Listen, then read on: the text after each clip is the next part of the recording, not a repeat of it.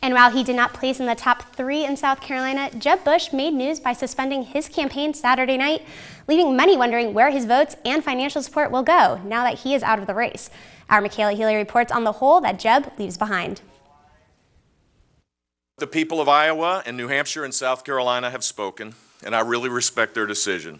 So tonight, I am suspending my campaign. For some, former Florida Governor Jeb Bush changed the shape of the 2016 election cycle with his announcement following his 4th-place finish in the South Carolina primary. I didn't see that coming. I honestly was expecting him to go on to Nevada and Super Tuesday, so that was quite the shock. But I don't know what to do now.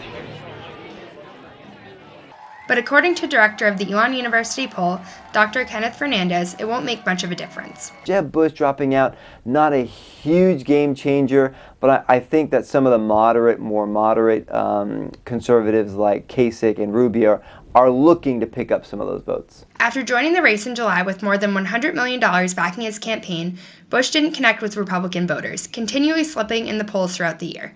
According to a Fox News national poll conducted in the week before the South Carolina primary, Bush had 9% of the vote.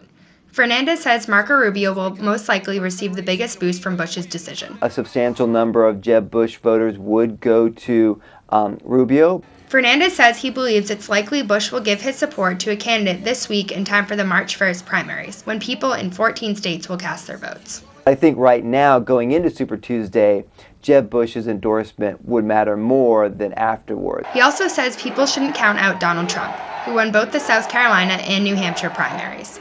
You know, I think a lot of people, including myself, probably said 6 months ago that it just could not be Donald Trump. No one's willing to say that anymore. I think no one wants to eat their hat. He says the race for the Republican nomination, while entertaining, is too close to call. Political scientists and pundits are sort of at a loss, and we're just sort of watching this, just like everyone else is, watching this interesting carnival to see what happens. Michaela Healy, ELN Local News.